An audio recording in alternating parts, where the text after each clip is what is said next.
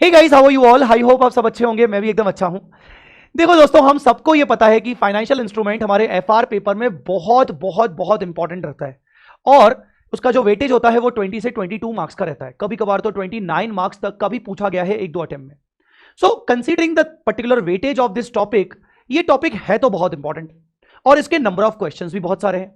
आप जानते हो इसके टोटल नंबर ऑफ 124 क्वेश्चंस है। अगर मैं सिर्फ और सिर्फ आईसीआई के मॉड्यूल की बात करूं तो आईसीआई के मॉड्यूल आरटीपी एमटीपी पास एग्जाम पेपर्स की बात करूं तो मैं 124 क्वेश्चंस आइडेंटिकल क्वेश्चंस की बात कर रहा हूं, रिपीटेटिव बेस के क्वेश्चंस की बात नहीं कर रहा हूं। अब ऐसे केस में ये टॉपिक ऐसा है कि हमें पता है कि वेटेज बहुत ज्यादा है, हमें पता है कि इसमें कुछ चीजें बहुत इंपॉर्टेंट है, बट उसके बाद भी ना कुछ चीजें बनती भी नहीं है, कुछ क्वेश्चंस बनते भी नहीं है, मजा नहीं आता है। प्रैक्टिस थोड़ी सी कर लो तो उसके बाद भी लगता है यार कुछ क्वेश्चंस ऐसा तो नहीं कि कम किए हैं और क्वेश्चंस करने की जरूरत तो नहीं है, वगैरह वगैरह।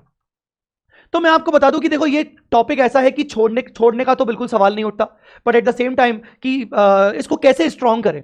सो मैं आपको आज एक बहुत इंपॉर्टेंट चीज प्रोवाइड करने वाला हूं और उस चीज से मुझे यकीन है कि आपको बहुत बेनिफिट होगा। और वो क्या है, आपको मैं गाइड करने जा रहा हूं कि आप ये फाइनेंशियल इंस्ट्रूमेंट कैसे कर सकते हो। एट द सेम टाइम मैं आपके साथ ये पूरा शीट भी शेयर करूंगा। सबसे पहले आपको जो ये फाइनेंशियल इंस्ट्रूमेंट का जो ये पीडीएफ पेपर दिख रहा है, पीडीएफ फाइल दिख रहा है, इस पीडीएफ फाइल में मैंने, ये मेरा क्वेश्चन बैंक कंपाइलर का पीडीएफ फाइल है। इस फाइल के अंदर मैंने आईसीआई के सारे क्वेश्चंस फाइनेंशियल इंस्ट्रूमेंट के सारे RTPs MTPs past exam papers compile कर लिए।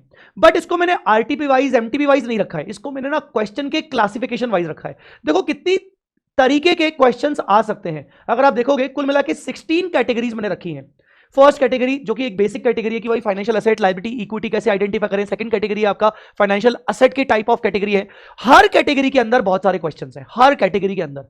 तो ऐसे कैटेगरी वाइज मैंने रखा है। जैसे एक मोस्ट इंपॉर्टेंट कैटेगरी है मॉडिफिकेशन एक्सटिंग्विशमेंट, एक कैटेगरी है कंपाउंड फाइनेंशियल इंस्ट्रूमेंट, इसके अलावा एक कैटेगरी आपको मिलेगा ये इंपेयरमेंट का, एक कैटेगरी आपको मिलेगा डेरिवेटिव अकाउंटिंग का, एम्बेडेड डेरिवेटिव का, हेज का। हर कैटेगरी के अंदर मैंने क्वेश्चंस डाल दिए, चाहे वो क्वेश्चन आईसीआई के मटेरियल के हो, आरटीपी के हो, एमटीपी के हो, पास्ट एग्जाम पेपर्स के हो।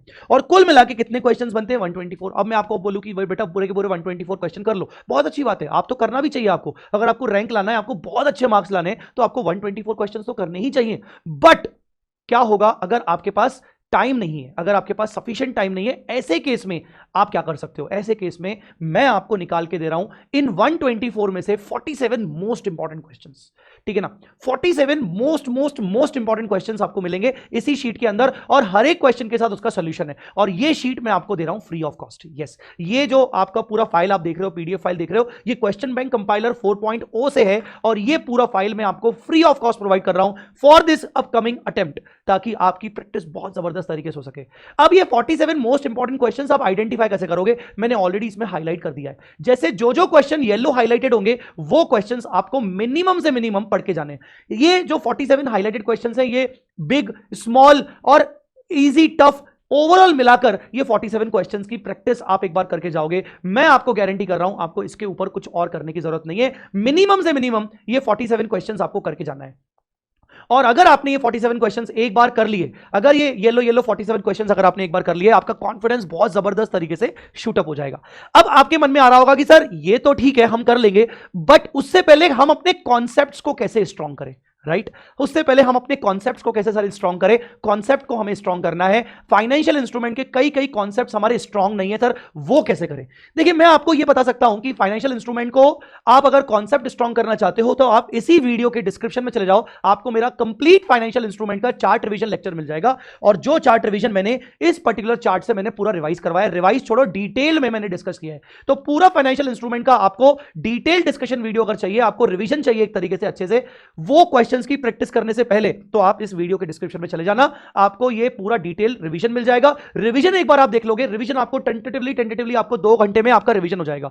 2 घंटे 2.5 घंटे में रिवीजन होने के बाद आप ये क्वेश्चंस की प्रैक्टिस करिएगा, जो क्वेश्चंस मैंने यहां पर हाईलाइटेड किए हुए हैं, ठीक है ना। और जो हाईलाइटेड क्वेश्चंस हैं, आपको सिर्फ वही क्वेश्चंस निपटाने हैं और कुछ भी नहीं करना है। कुल मिला के 47 क्वेश्चंस आपको दिए गए। अगर आपको ऐसा लगता है कि सर ओवरऑल फाइनेंशियल इंस्ट्रूमेंट को हमें अगर कंप्लीट करना है, तरीके से कंप्लीट करना है, तो हमें कितने घंटे देने चाहिए? मेरा यह मानना है कि आपको लगभग 10 to 12 आवर्स आपको देना चाहिए। 10 to 12 आवर्स आपको ये कंप्लीट देना चाहिए, जिसमें आपका 2 से 3 घंटे में एक चार्ट रिवीजन से आपका रिवीजन हो जाएगा। ये वाले चार्ट से चार्ट रिवीजन से रिवीजन हो जाएगा। आपके पास अगर मेरे चार्ट बुक है तो आप रिवीजन खुद से भी कर सकते हो, नहीं तो वीडियो आपको दिख जाएगा, वीडियो से आप चार्ट रिवीजन कर सकते हो, डिस्क्रिप्शन में मिल जाएगा। आपके पास चार्ट बुक नहीं है तो आप एक बार चार्ट बुक भी परचेज कर सकते हो।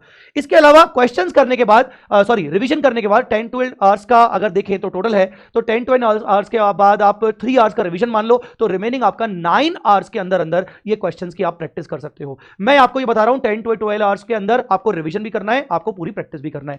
आई बिलीव आपको जो मैंने टारगेट दिया है, ये टारगेट आप आसानी से फुलफिल करोगे। अगर आप फुलफिल कर लो तो आप प्लीज मुझे कमेंट पे लिख के बताइएगा। इसके अलावा आपको मैं एक और चीज बता रहा हूं, जल्दी से जल्दी अभी के अभी मेरा एक टेलीग्राम चैनल और एक दूसरा एफआर का टेलीग्राम ग्रुप ज्वाइन कर लो। आप ये जितने भी क्वेश्चंस ट्राई करोगे, अगर किसी क्वेश्चंस में आपको डाउट होता है तो मैं अवेलेबल हूं आपको डाउट सॉल्व करने के लिए। एग्जाम के लिए मैं आपके लिए अवेलेबल हूं डाउट सॉल्व करने के लिए, चाहे आप मेरे स्टूडेंट हैं चाहे आप मेरे स्टूडेंट नहीं है। और आपको ये डाउट कैसे पूछना है, आपको डाउट पूछने के लिए टेलीग्राम पे आपको मेरा ग्रुप ज्वाइन करना पड़ेगा, और जैसे ही आप ग्रुप ज्वाइन करोगे उसमें आप मुझे डाउट पूछने के लिए मुझे टैग करिएगा और मैं आपके डाउट्स को भी रिजॉल्व करूंगा।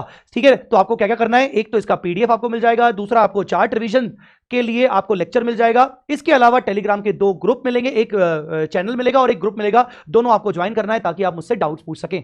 गाइस, अगर आपको आगे के बाकी टॉपिक्स में भी अगर आपको ऐसे कोई टारगेट्स चाहिए तो आप मुझे जरूर बताना, मैं आपको टारगेट क्वेश्चंस प्रोवाइड करूंगा, जैसे मैंने ये टारगेट क्वेश्चंस आपको फाइनेंशियल इंस्ट्रूमेंट में दिए हैं। तो आप मुझे कमेंट में प्लीज लिख के बताइए कि आपको कौन से टॉपिक में आपको टारगेट क्वेश्चंस चाहिए। Thanks a lot, thank you so much. इस वीडियो को प्लीज प्लीज प्लीज जरूर लाइक करना और शेयर करना मत भूलना। Thank you so much.